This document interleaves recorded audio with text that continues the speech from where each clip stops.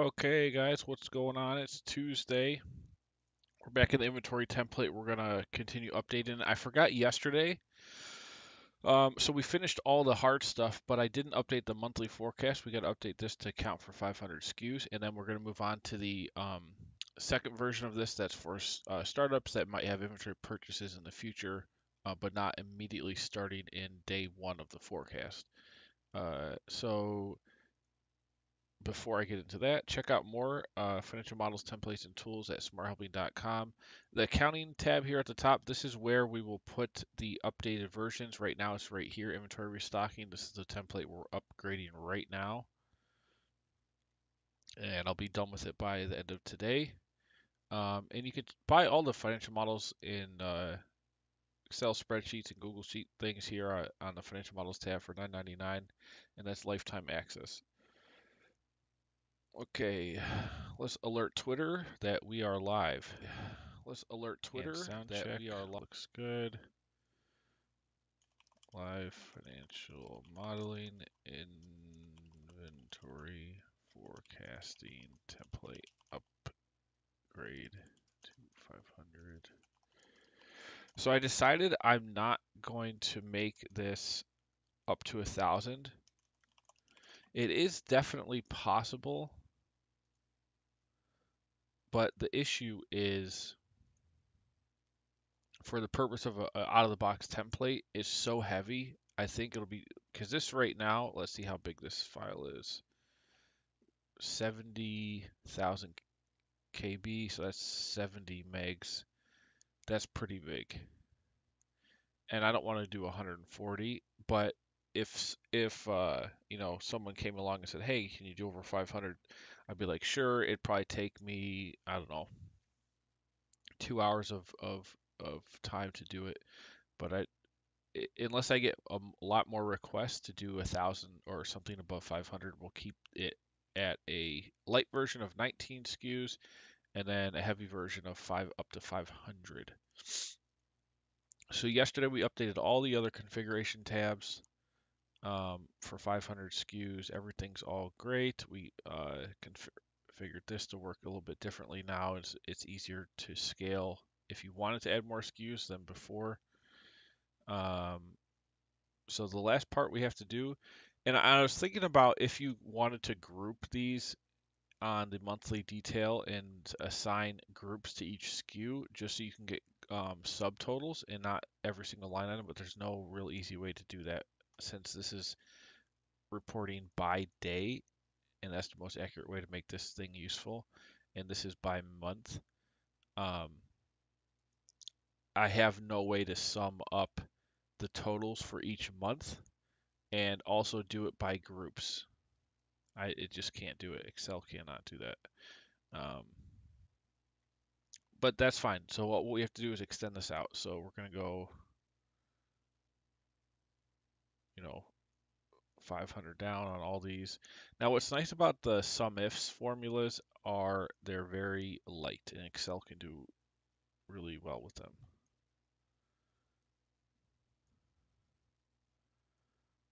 Okay, so the first section, I think there's like 5 or 6 sections here we got to drag down.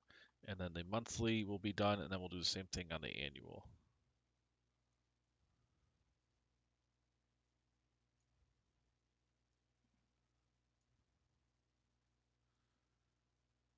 Okay, and let's make sure this is all working right. Oh, actually, I do want to reformat this.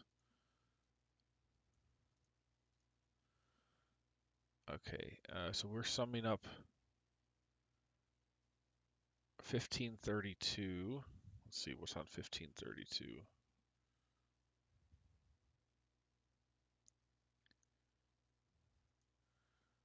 When units are purchased, so this is the purchase amount and the date.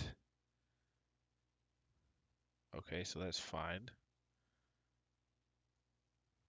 All right, let's drag this back down.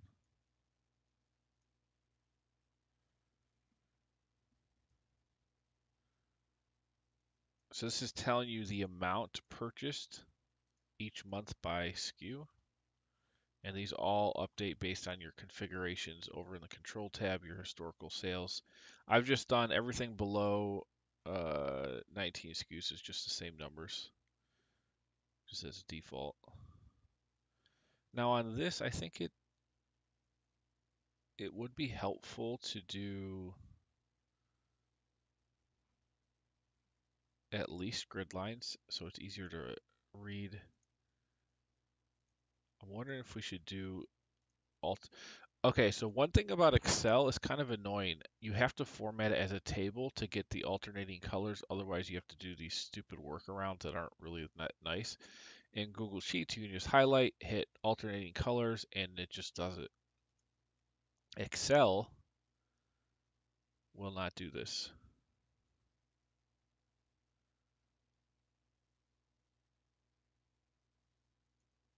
natively. There's workarounds, but I don't really feel like finagling that around. We'll just keep it with grid lines, and that's fine for now. Okay, so that's monthly unit reorders. Now let's go down. We have extra space here.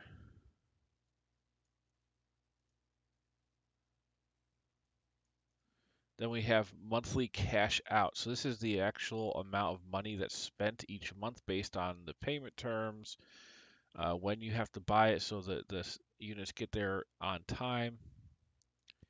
And for this, we're going to do formatting. Let me see.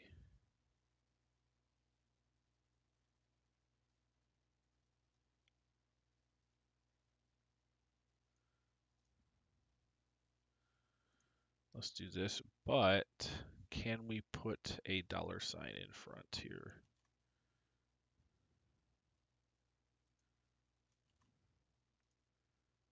Perfect. Okay, and then we'll drag this down. We got to go to 1036.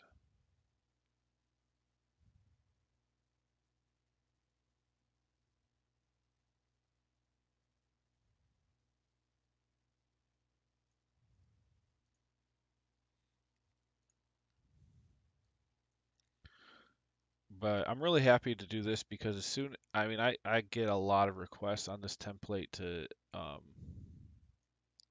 extend it past 19 SKUs, and I always have to tell people, well, you can try to group them. I know it's not ideal, but now it's actually going to have the ability to go up to 500 unique SKUs, which is great.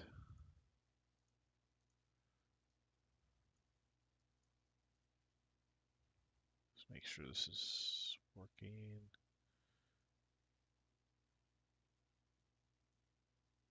Okay.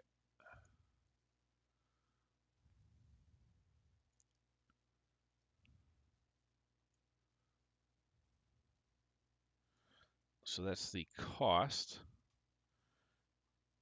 And again, let's just double check the source. So that's 2544. So that's pulling the day of payment.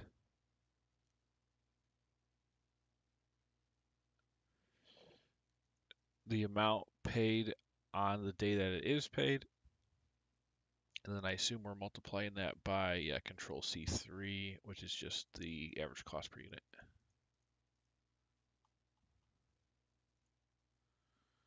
All right, that works. I'm also gonna, oh wait, these are already grouped, so you can hide the detail if you just want to see high level.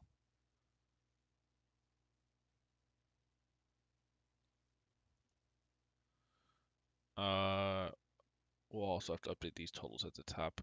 This is actually a good place to freeze it because this top section needs to be seen at all times. There we go. Okay, so we got the first one, we got the second one. What's next? Monthly sales. So here's your unit sales per month based on the forecasted amounts. Now I'm wondering, can we reference this and make it a bit easier of a calculation? Because this in theory should be the exact same as the amount sold over here. let's just check one of these. So SKU 5 should equal forecast unit SKU 5 January. False. What's the difference though? SKU 5. Could be a like a rounding thing with Excel. Yeah. So it's like off by more than 30 decimals. Wait, how does that not equal each other?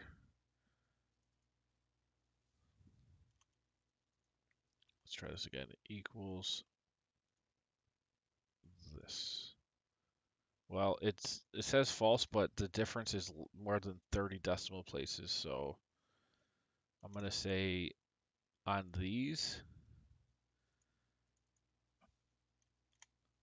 honestly, we don't even need this.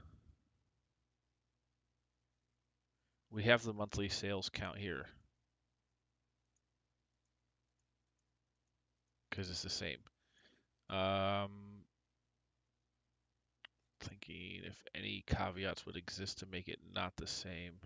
So 380, 134, 55558. Yep. And then 158, 399. Yeah, okay, this looks like the exact same. Let's check one more. So 10, 614, 804. Yeah. So there's no reason to have to sum up the inventory levels tab here. This is actually not even relevant. What we can do, well, hold on. Yes, we do have to have this because we have to multiply each one by the average sales price per unit. But this does not have to be a complex formula. It can simply equal this right here. That's it.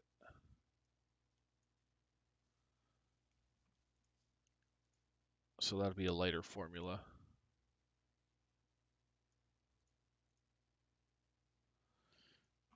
And we do have to drag it down. So 1,540. The reason why we have to drag it down is there's no way to calculate the revenue unless we have each SKU, the sales per month per SKU. There's no other way to really do it because each of them potentially could have different sales prices.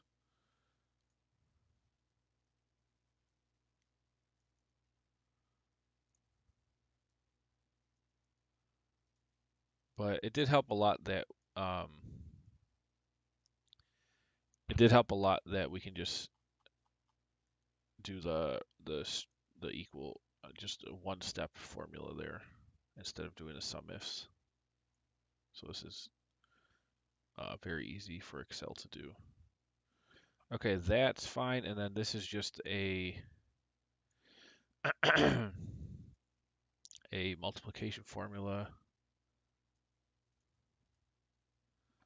multiplying this amount of units sold per month times the sales price.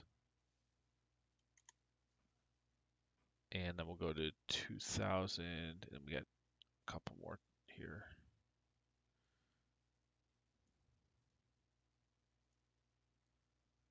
2030.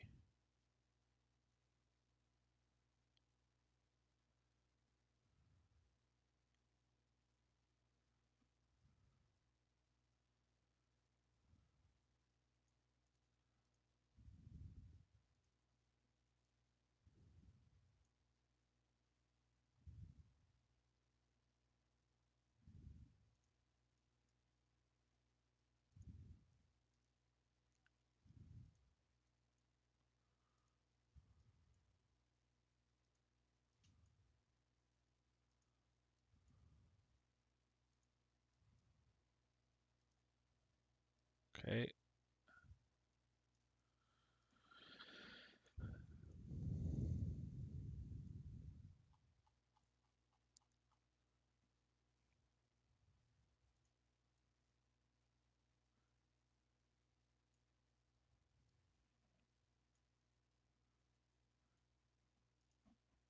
All right, now net inventory change. This is just showing your depletion or addition and the net effect of that each month. So added 97, used 135, added 342, 135, 135, 135, 342, and you can see the pattern. Let's see, 2005, 40.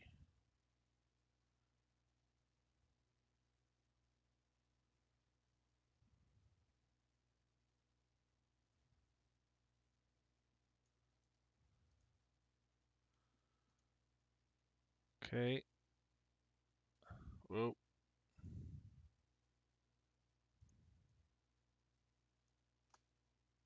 Oh, that was a good one.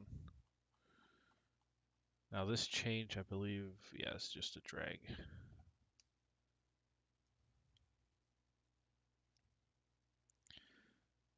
Now this one, I don't know how essential.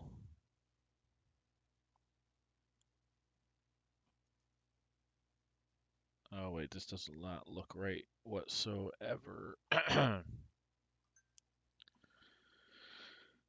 So six, there should be a positive number in here.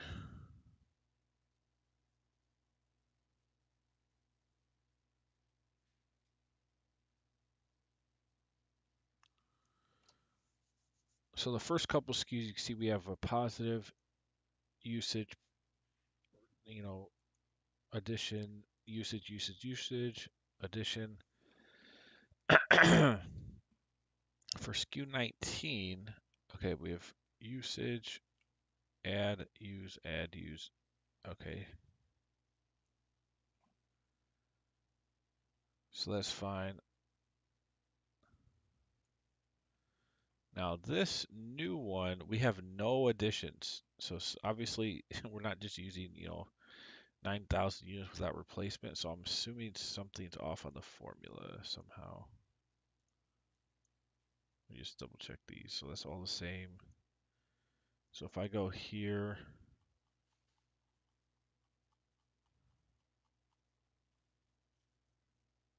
I'm doing, oh wait, C2 was 1,040.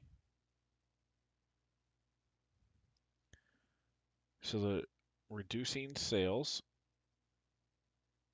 and adding 2576, which is just the previous day.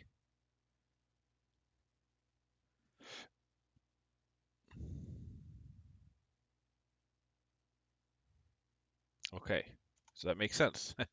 It doesn't work because the schedule below it is what it's pulling from.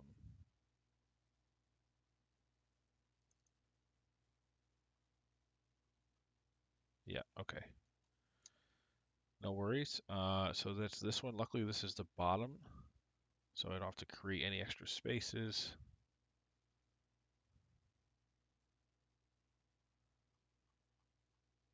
Oh, wait a second. Before we do that, we have to do the one above it. Well, here, I'll just reference the control tab on this.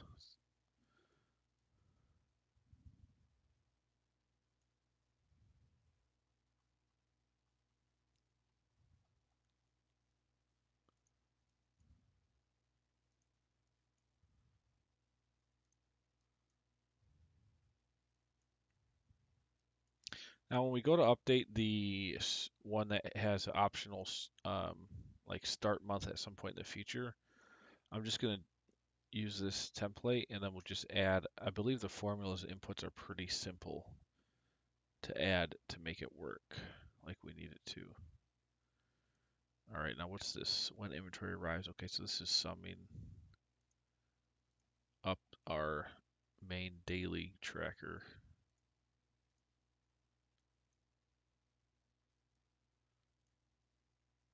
Okay, looking good.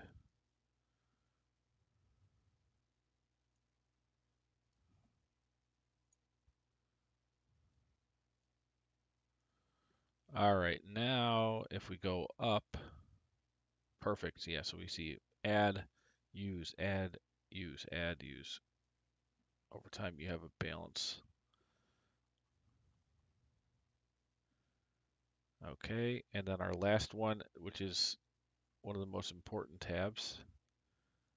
Let's give it some room here.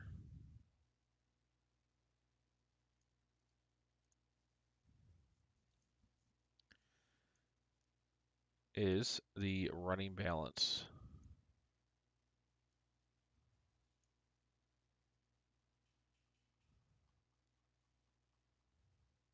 So that we start with whatever the entered starting balance is. And this would anything that's in transit would be assumed to be included in your starting balance. You have to assume that you're getting that. And that's just a caveat of just to get the model started from some starting point. So anything that's in transit when you start the forecast that hasn't hit inventory yet, you would put in.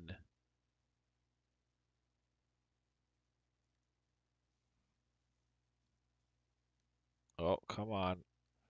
My computer's making a noise. You'd put in right at the starting inventory amount.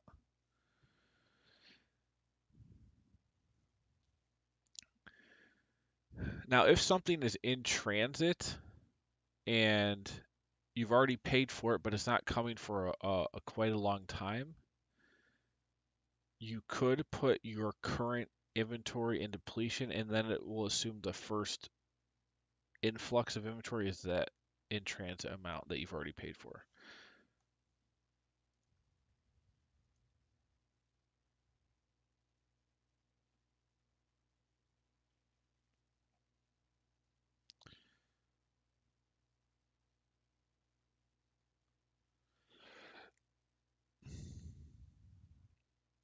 Yeah, this is getting a little like even when I go to save, it's taking the sheet a bit. Okay, so this is doing this plus the net inventory change, I believe.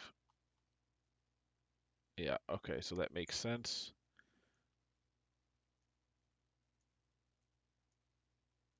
Format this. And this is a really important area because as an inventory manager, you want to make sure your inventory is not too high, too low. So this kind of shows you at the month end where you're at and like how high you get, how low you get. If you really wanted to see the forecast on a daily level, you can still do that here. And this will show the balance by day.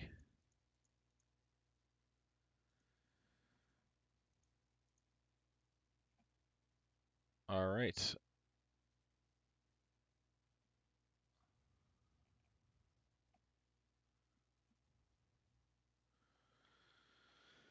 So, last thing to update on this tab is the top section. So it includes everything.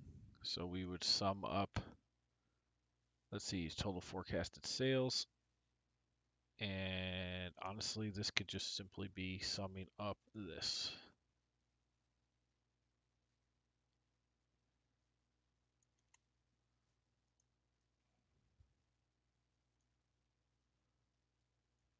Now, forecasted revenue, we do have to sum, let's find that.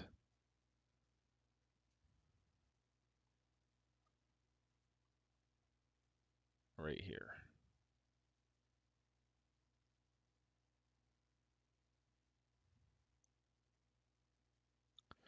Yeah, in Excel, I mean, this is getting to be a bit tough.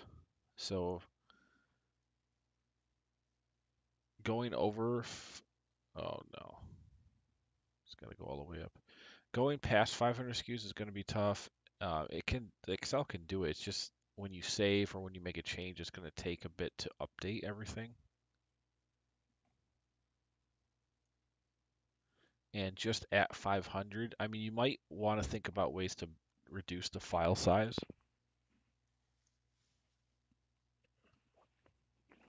I believe if you wanted to make it less detailed and more friendly, you probably could. Let's see, what's this summing up? But you'd have to remove some of the functionality. So right now I'm trying to maintain all existing functionality that was in the original.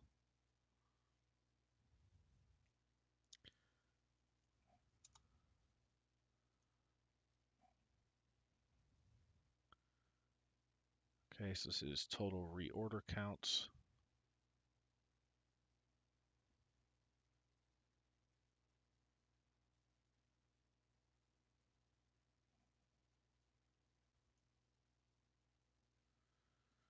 So this is saying here's your expected sales. Here's the main thing, the total reorders. So how many units you're reordering each month, and then how much you're actually paying for that based on all the payment terms and everything else.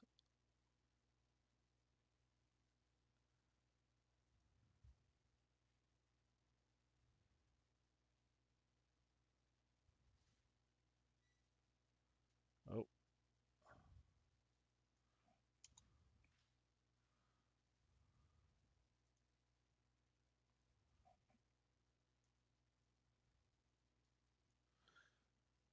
now in this case, month one is 0, and that's because our payment terms are 30 days. If I were to put this to 15, all the way down, which, hey, the sheet didn't take too long to update, so that's great. Now you can see month one has reorders.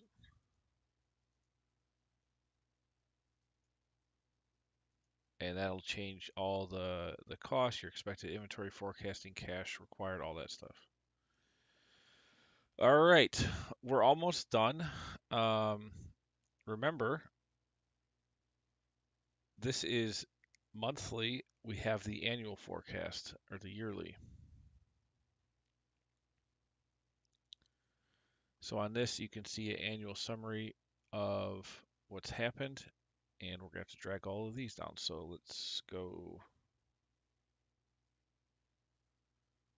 We need to go to 510, I think.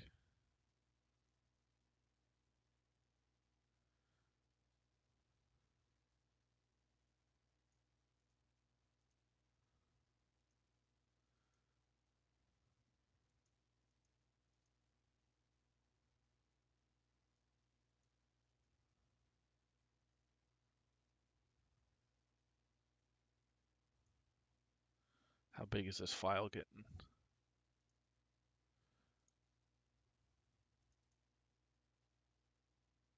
71 megabytes. That's now the biggest file I have on the entire computer for all the templates. I didn't think it would get past the FIFO cost of goods sold. And it's kind of funny, both the inventory templates or the two biggest files are inventory.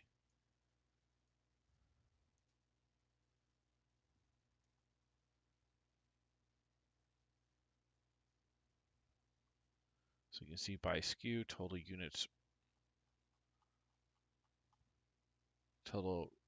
reordered. Let me make sure this makes sense. 6,000. Yeah, okay, it does.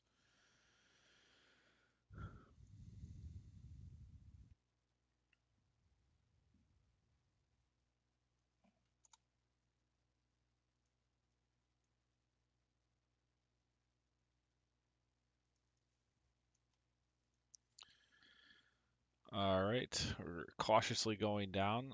So let's do the next one. 1013.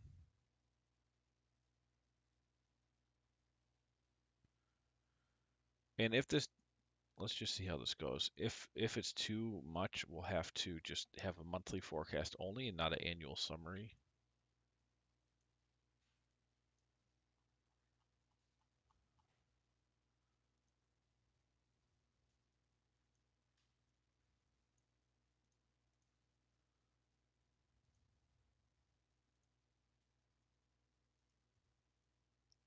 Oh, no, we don't want that one.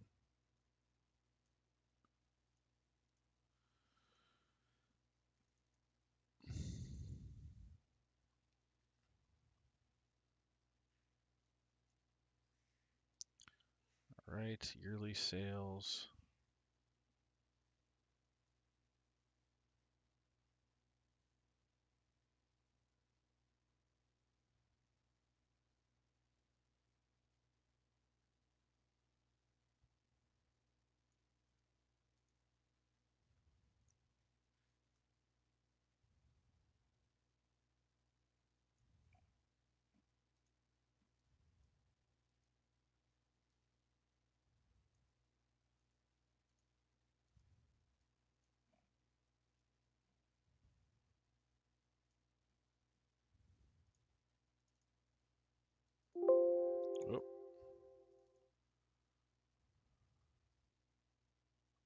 Like the sales, all the stuff for sales you could probably remove because the main purpose is for inventory cash requirement, but it was like an added bonus to see the expected sales and revenue.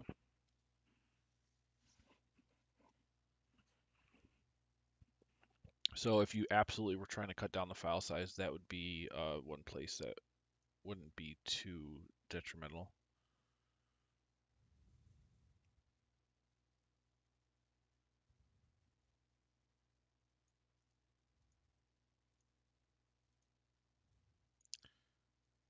Okay, now this can just be drugged down.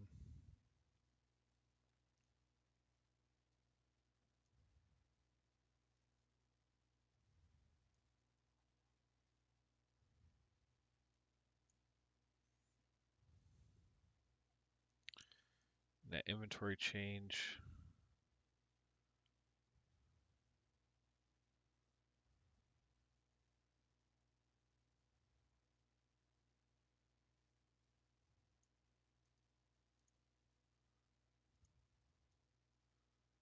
Oh, yesterday we did have some spammers in here spamming some stupid stuff in the chat. Let's see, are they back? Oh, oh, hey there, Sharma. I don't have the chat up on here because it's just the the issue was shortening my Excel window so I could see chat was not um it was just difficult.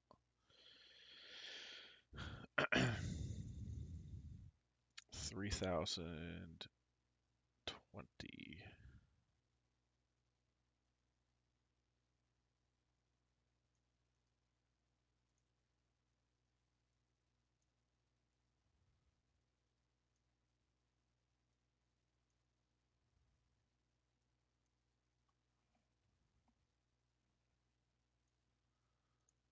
Okay. And we know this is negative because it's pulling from the section below, which is the last section.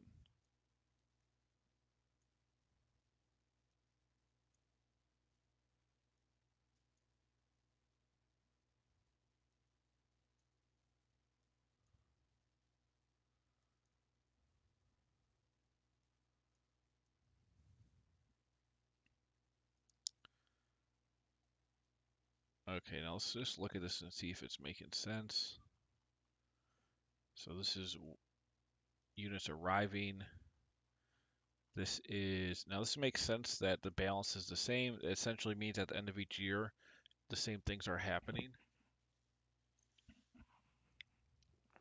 Now, a couple of these have different sales forecasts and the timing, so you do see some variances here, but in general, this makes sense.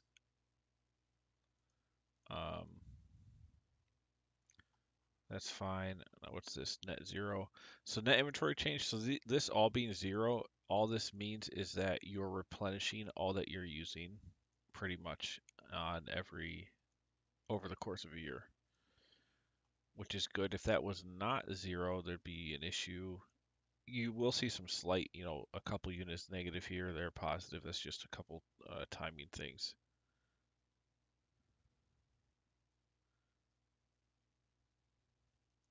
Like this, let's look at SKU 5. It says a negative 1,000 at the end of year 2. So if we look at SKU 5, and if we scroll over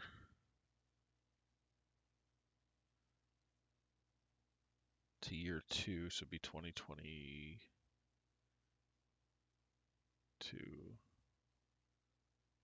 it shouldn't be negative. It gets down to 50 here. But the annual tab's kind of aggregating thing. It's not looking, I don't think it sees. Let's just look here. Yeah, so in reality, SKU 5 at the end of 2022, there's still 940 units. Now, what this is saying is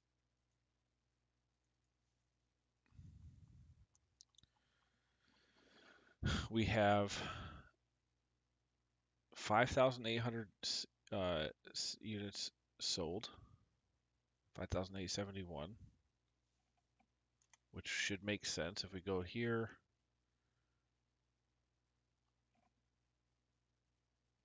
SKU 5, you're selling, whoop, in the first 12 months, 5,871. Okay, so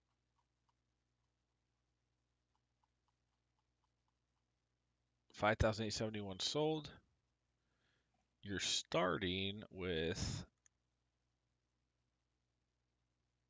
where's our starting account? You're getting in 7,000.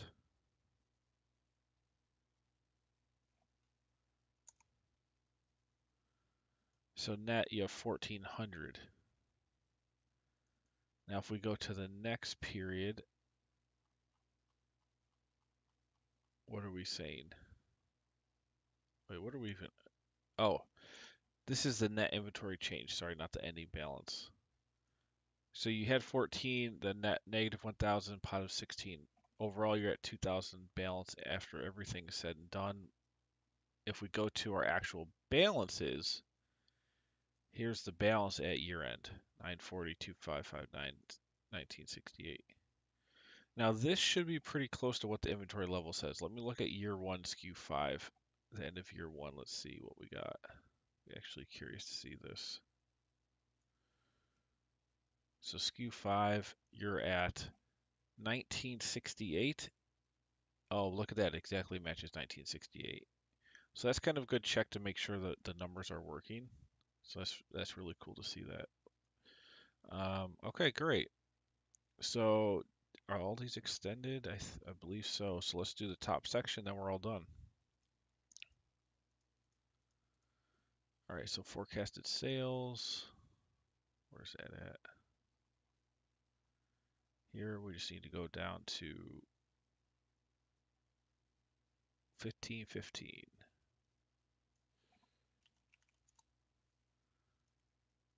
So sales per year in units, revenue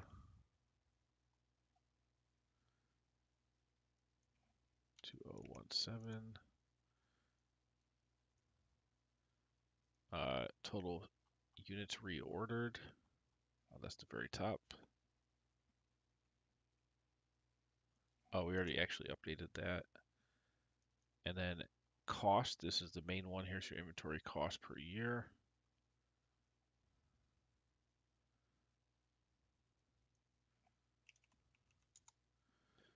The main reason why this becomes very useful is when you've got a lot of different inventory items with a lot of larger lead times. And it's hard to just put together, um, like look at the next 12 months and say, well, if we have this much, if and if you have a lot of seasonality, like this allows you to overlay seasonality and payment terms and lead times all together to figure out like what's your actual cash requirements per month. And honestly, you could do it by day if you want to look at the inventory levels and see um, your inventory depleting over time based on all your assumptions and the costs of when you're actually expected to pay out. Like here's when you're purchasing. Where's our cost one? There's a day of payment, unit sales. Well, actually, you look at the monthly. The monthly is going to take the amount reordered and multiply it by the cost per unit. But then apply all the other logic for payment terms and all the offsets. So this is the actual when you're paying things out, if you look at this. So like if SKU 1, if we were to say the payment terms were 120 days, now you can look at the forecast. You don't actually have any payments coming out for the first 4 months.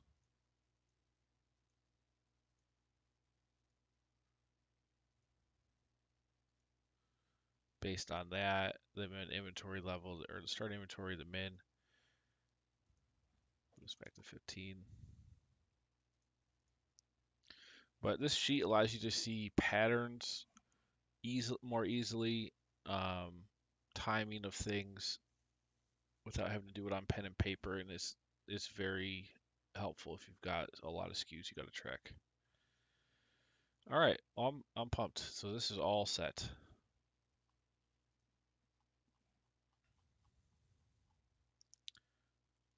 Oh wait, did we do grid lines?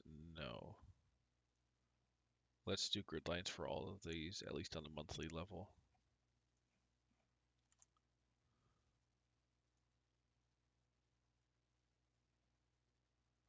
Yearly, it's only 3 columns, so it's not a huge deal to look at it, but the monthly is 36 columns. So grid lines will make it easier to see what's going on.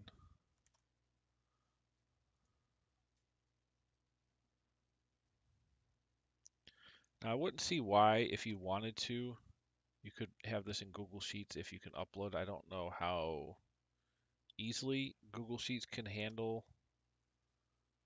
like 100 MB file, but it might be able to.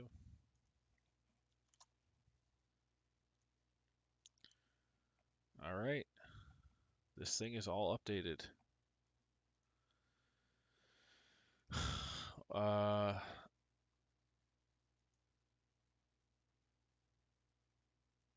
you know what? Maybe we will put grid lines on the.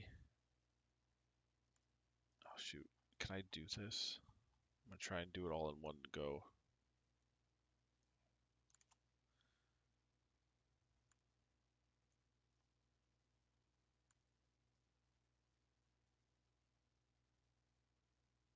Come on.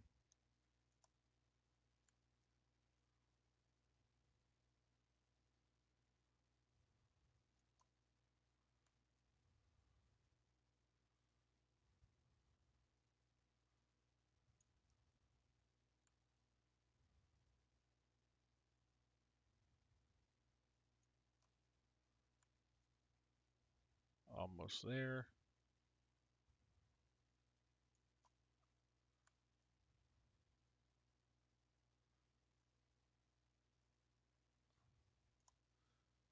All right. Did I get them all? Yes, it did. Well, this is awesome. We got charts here. These all automatically updated. They look fine. Wait. What data are we looking at here?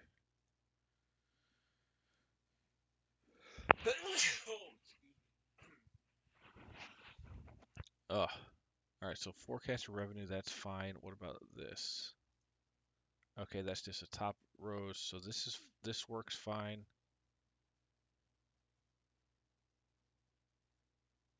Why are our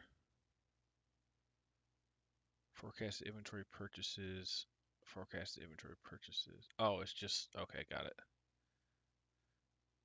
And then this is revenue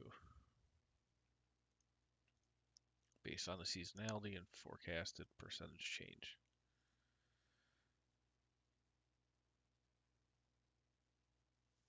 Come on, Excel.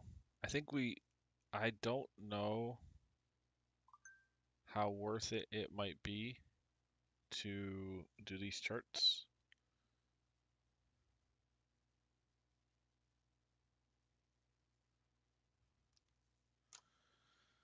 Um,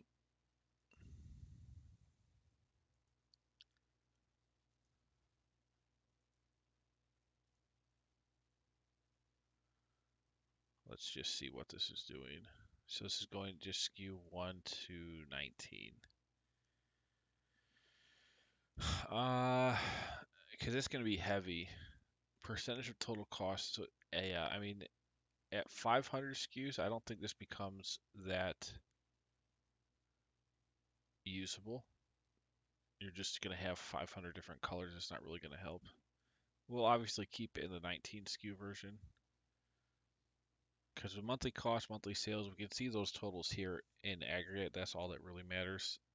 There's just, you're not going to track 500 SKUs on these individual charts. No.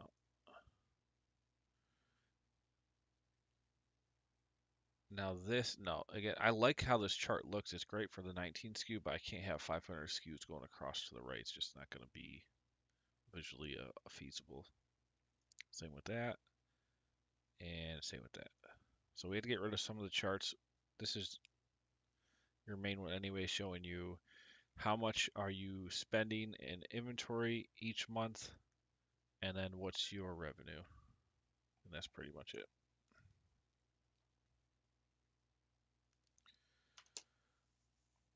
Okay.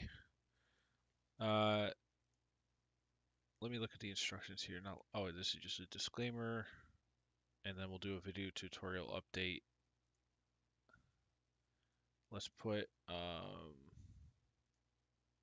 me try to put this in these top two. We'll say 1, configure inventory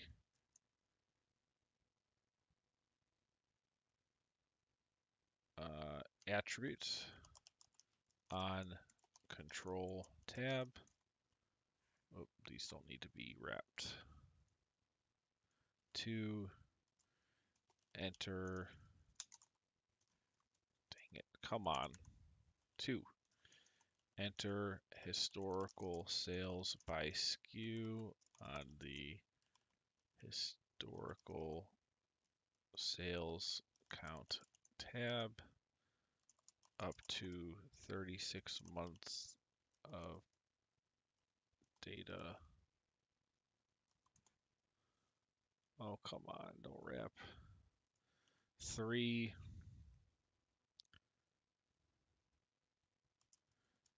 enter start date of forecast in cell, I don't know what it is, C2 of the historicals tab.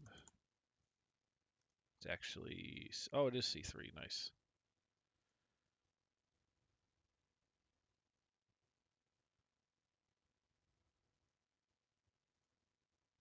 Oh, wait, not C1, C3. And then for historical sales by SKU on this one, define the start date of those historicals in cell, what is it? C3. So if you're doing 3 years and you're in 2021, you can say start this in January of 18 and it'll go to 18, 19, and 20. Full 36 months. I'll highlight this in yellow as well. Make sure if you don't want to count a month, then just leave it blank, not 0.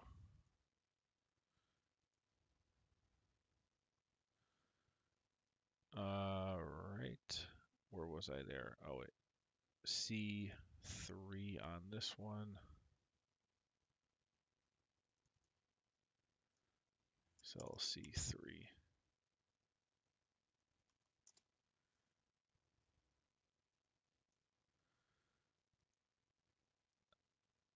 And let's just call this instructions.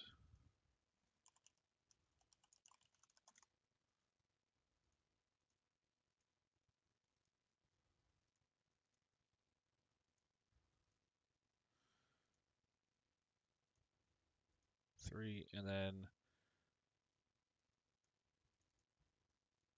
4, define expected change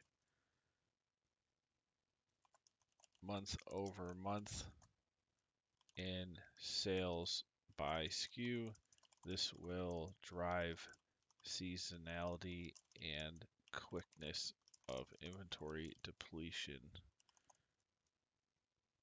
in the next 36 months.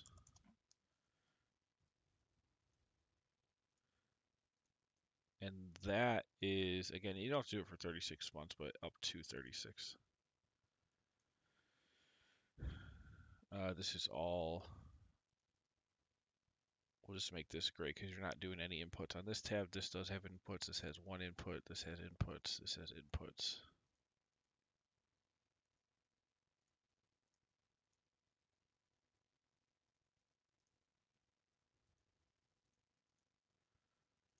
That needs to be brighter. That's the right color. This is the right color.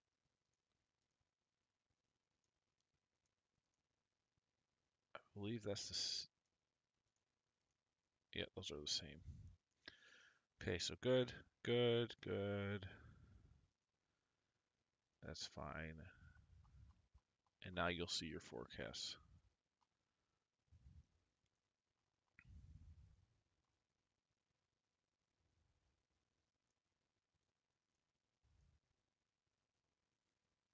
Okay. We'll just put here the resulting inventory forecast. Revenue will be on the monthly, annual tabs. You can see the daily data as well on the inventory levels tab. I will update the video because there's a couple changes from the original. So we'll do an update video, and then I want to save.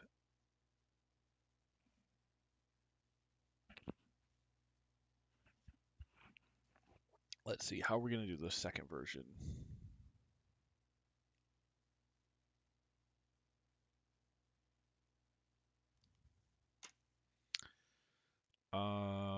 Right. Well, what do we save this as? So this was V3, V2 for startups. Let's do V3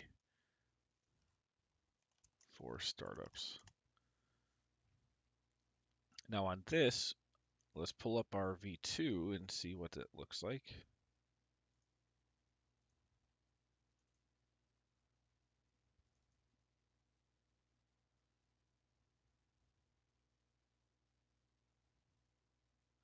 Man, these are really heavy. What's up, Amin AB? Sorry guys, I don't look at the chat a ton. All right, so I believe M, N, and P are the new columns that we need. So there's M and N.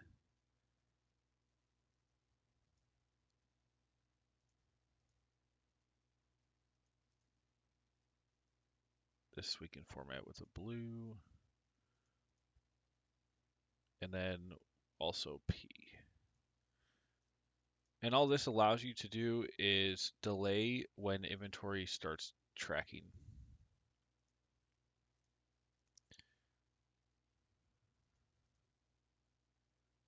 For example, if you just want to say the forecast starts, in January 2021, but you don't have purchases, you don't want anything purchased, there will be no inventory purchased until, January 15th or 20th or whatever.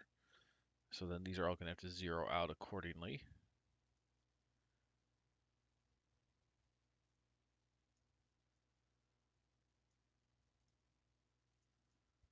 And we'll try and make this work. All right, so here's our dates. These can be drugged down. First purchase date, inventory arrival, which is based on the lead time in the first purchase. So we're just kind of setting up the launch of the business. And then cash payment date is this against the terms. Okay. All right.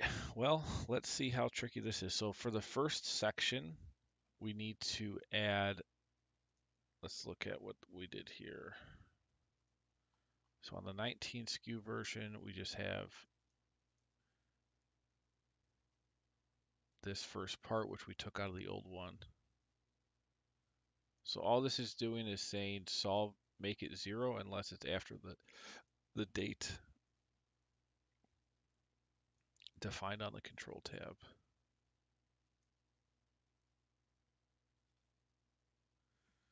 So we put that right in front. And what do we got to update this? So let's see. I think we need a extra parenthesis.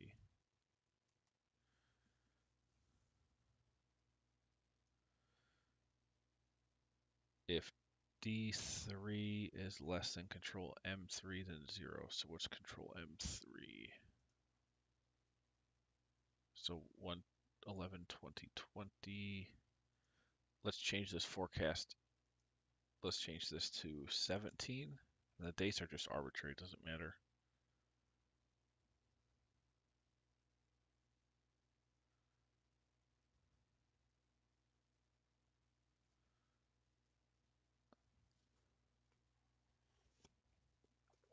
And then let's change this to 2020.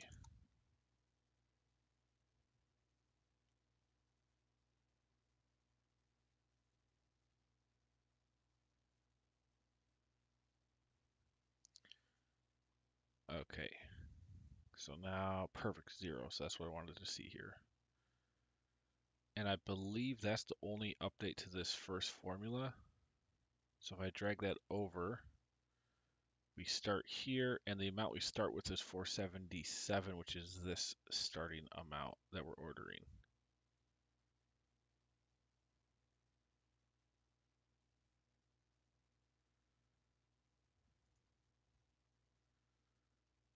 So this starting inventory, I don't think we need. Let me look at the V2 version. No. So we don't need column F at all. This is not relevant.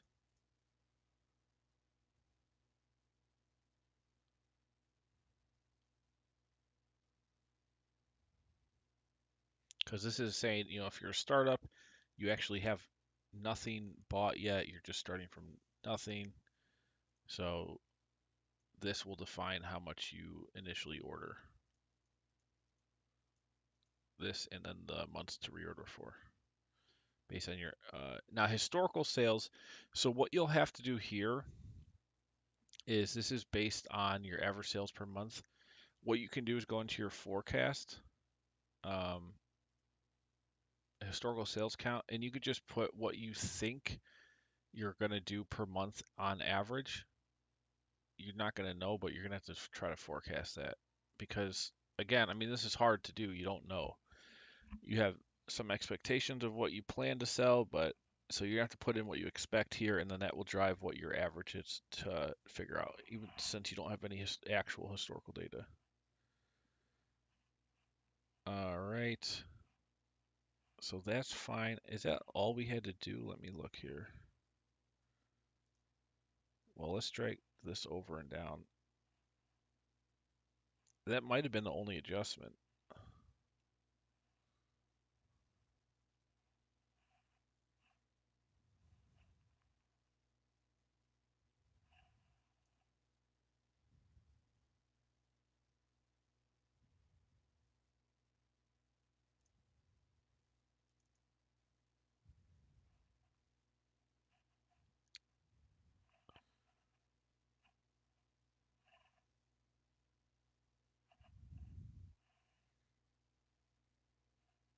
This is about the heaviest formula in the whole workbook right here.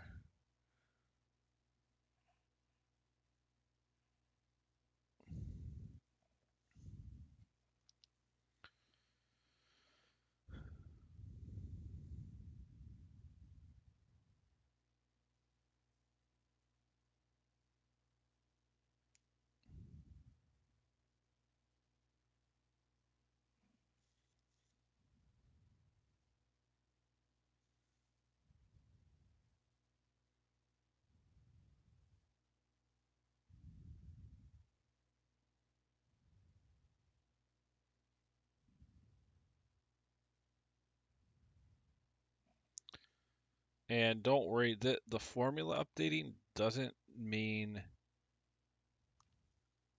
every time you update anything it takes this long. This is just to get the formula in here.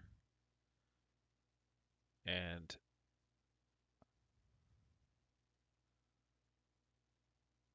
it's almost done.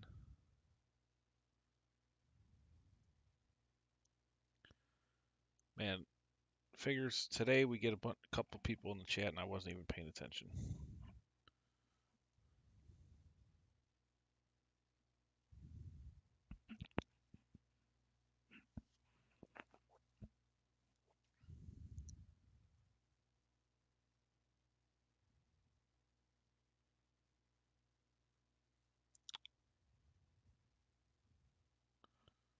Okay, there it goes. So these are all updated. Now, why are... these are all different because we have that delayed start time.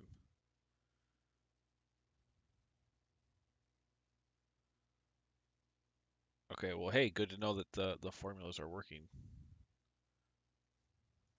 That's great. I don't know if we have any other updates. Let me look at the V2 again. So we updated the columns. We updated the formula here. I think the rest just works as per usual. Oh, wait. Let's look at... So that looks the same for when units arrive.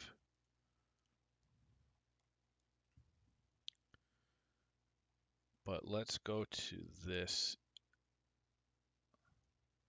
lead time logic. So that looks different.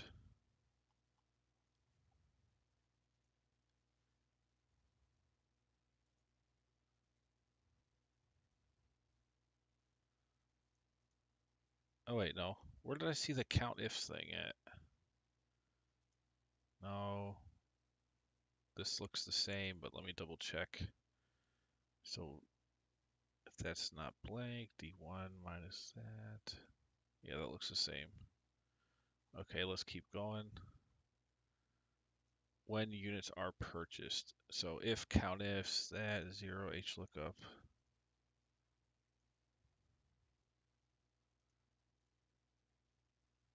Is it the same?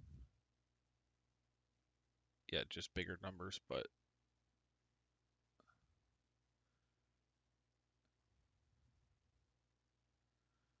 okay, good. Go to the next one. Payment day. Yep, that looks the same. Just bigger numbers.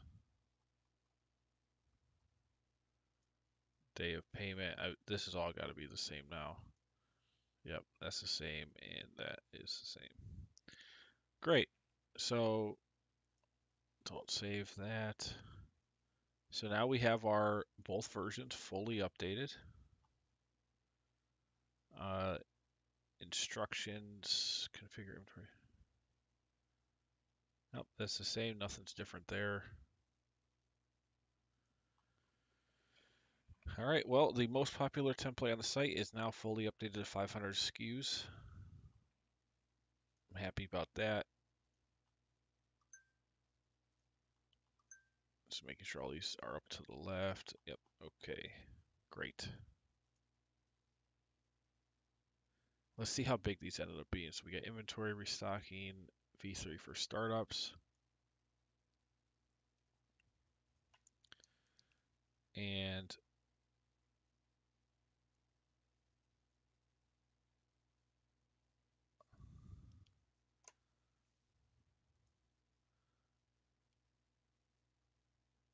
so 73 megabytes, 71. You can see just so to go from 19 SKUs to 500, the file went from, around 3 megabytes to 70 megabytes. So it's about 30 times bigger to do that. So that's why whenever anybody asks me to do it, I'm like, it's going to be difficult. But now it's done. The file is definitely usable. It's just a little bit heavy, but it's usable. And if you want to just see the logic and look at the light versions, they'll be all included. When you buy the uh, inventory, let's see, so I include also the inventory reordering, which will work for thousands of SKUs, so that's already fine. It works. It's not as heavy of calculations, but it's a nice organizer. But all of these templates will just come with the one-time purchase of either the inventory reordering for 45 or the restocking for 45. And that will include these here. Okay, well, I'm going to update it. I'll get the site updated today and do the overview video and all that fun stuff. If you want to check out more financial models, templates, and tools, go to smarthelping.com. You can see the inventory bundle here on the bottom or the right sidebar, and that it includes a bunch of different inventory tabs. The one we just updated today is this one. I'm excited to put that it can now handle up to 500 SKUs, and there's light and heavy versions. If you want to check out everything, go to the financial models tab at the top of smarthelping.com. You can buy all the models I've ever built for $9.99, and that includes anything I ever build in the future. We've got SaaS, real estate tools, startup models here, joint venture cash flow distributions, accounting tools like you see the inventory tracker we just have been going over yesterday and today, HR tools, personal finance, Google Sheet architectures for all kinds of cool stuff, sales pipeline, CRM trackers, and valuation. Check it out. I've been building all these things for years. We're on year 6 now, and I love it. We'll just keep on getting better.